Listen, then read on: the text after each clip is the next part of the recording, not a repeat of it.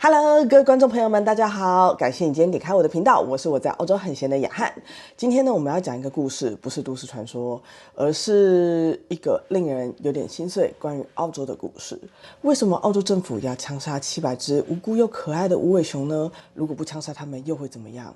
这不是都市传说，这是真实的故事。让我们今天来冷静的梳理一下，到底是为什么。Let's go！忘了说，这一集所有的收益我都会拿去帮助无尾熊，捐给无尾熊基金会，所以请记得一定要帮我按赞还有订阅，谢谢大家。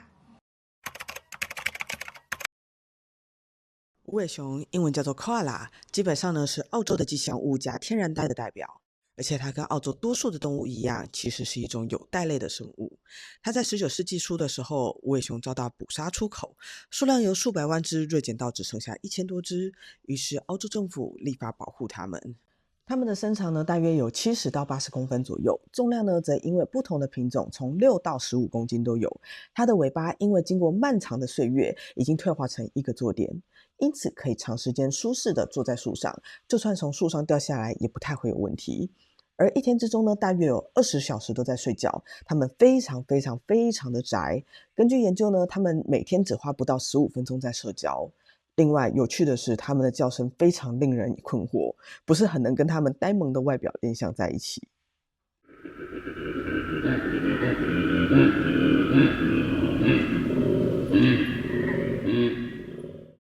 它们的水分来源主要是从尤加利树而来，所以平常不太喝水哦。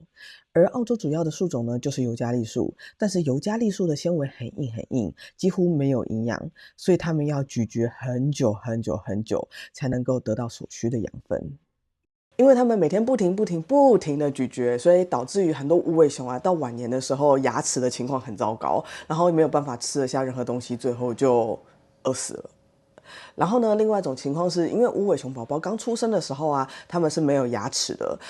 那它的主食是什么呢？你知道无尾熊啊是一种有袋类动物，它平常是住在妈妈的屁股附近，那边有一个囊袋，所以呢，它平常的食物就是他妈的大便。我没有在骂脏话。然后啊，无尾熊啊是一种非常呆萌的生物。在我之前考 PTE 考试的时候，然后就有一题考题是关于无尾熊的脑，就是这么多年以来，它们的脑都没有进化，它们的脑袋只占体重的 0.2%。顺带一提，人类是它们的10倍以上，而它们的大脑几乎没有皱褶，就是表面几乎是光滑的，所以它们的智力非常的低，记忆力也很差，而学习能力也几乎没有。具体来说呢，就是即使看到眼前有一颗树叶钻在碗里面，它们也不知道那是食物，因为在它们脑中的设定是，只有长在树上的树叶是可以吃的。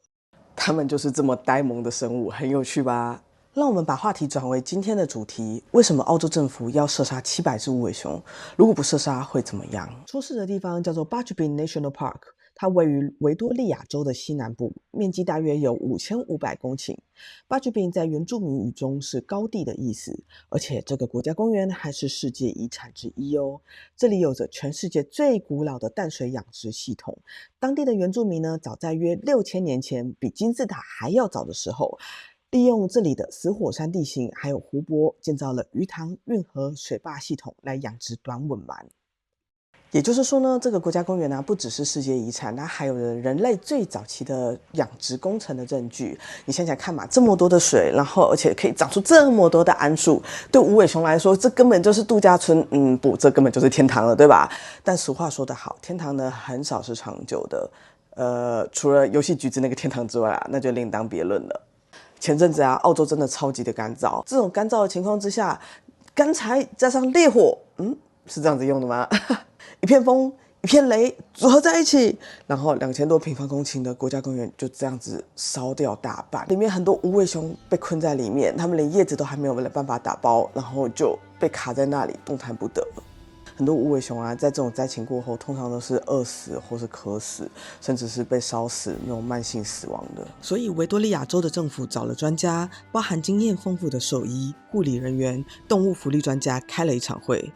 而维多利亚州的生物性多样性官员詹姆斯托德他表示，因为这里的地形过于崎岖，加上无尾熊都生活在树冠上，所以非常的难救援。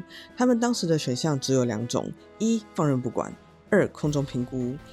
而他们在做了空中评估之后，一名兽医研究了被射杀后的无尾熊尸体，他确认在他们死前的状态已经非常的糟糕，例如毛还有皮已经明显的烧焦，甚至是脱落的状态，而且很多无尾熊反常的聚集在没有树冠的树上。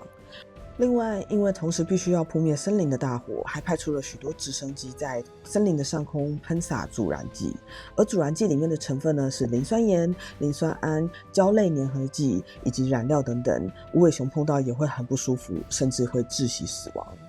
最后开会的结果就是，专家们认为，与其让他们这么的痛苦、慢慢的死亡，那不如就一枪给他们解脱，来个痛快。那么问题来了，要怎么做呢，才能速度最快的解决这件事情？派一台直升机飞到空中，从空中射杀，这应该是最快的方式。听起来是不是很像在打电动？但其实呢，在澳洲每年都有在做动物的数量控管，只是平常控管的动物呢，通常是袋鼠啊，或者是骆驼，甚至还有野猪这一类的动物，用在无尾熊身上还是第一次。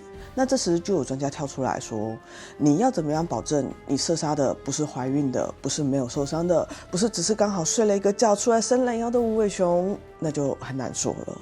虽然他们每天就是吃饱睡，睡饱吃，看起来好像过得很爽，而根据澳洲政府呢，有一个机构叫做 DCCEWW， 有点长的名字的估算，在全澳洲呢大概有50万只的无尾熊，它们分布的非常不平均，大部分呢都集中在澳洲的东半部，昆士兰因为过度开发而减少，而西南威尔士州因为之前的森林大火太严重，数量减少。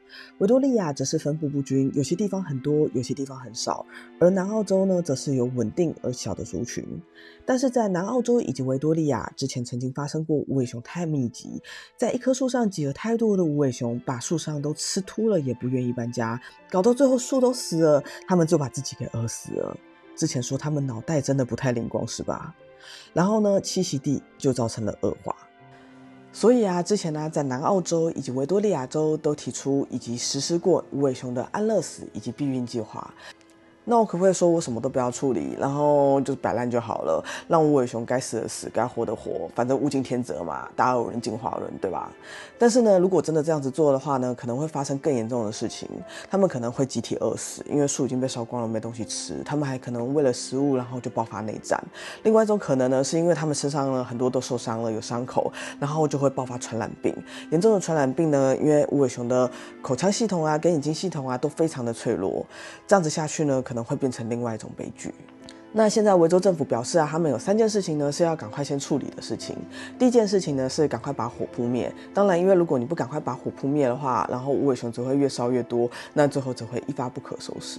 第二件事情是，如果发现还能自理的无尾熊，就要想办法救治它们。第三件事情是因为这个森林啊已经被烧掉太多的树木了，所以他们要重建无尾熊的栖息地。那动保团体呢也必须要加强监督，避免下次再发生这种国际事件。这场灾害呢，让我们看到自然灾害的无情，也看到人道选择的无奈。不管是放任不管，或者是射杀他们，都不是一个好选择。对无尾熊来说，都是一个悲剧。你对这次的事件有什么看法？欢迎在底下留言告诉我。我是雅翰，感谢你收看这一集。如果喜欢我的频道的话，欢迎留言、订阅，还有按赞，让 YouTube 还有大数据知道我不是一个人在自言自语。拜托拜托。那么我们就下一集再见啦，拜拜。Welcome to Australia.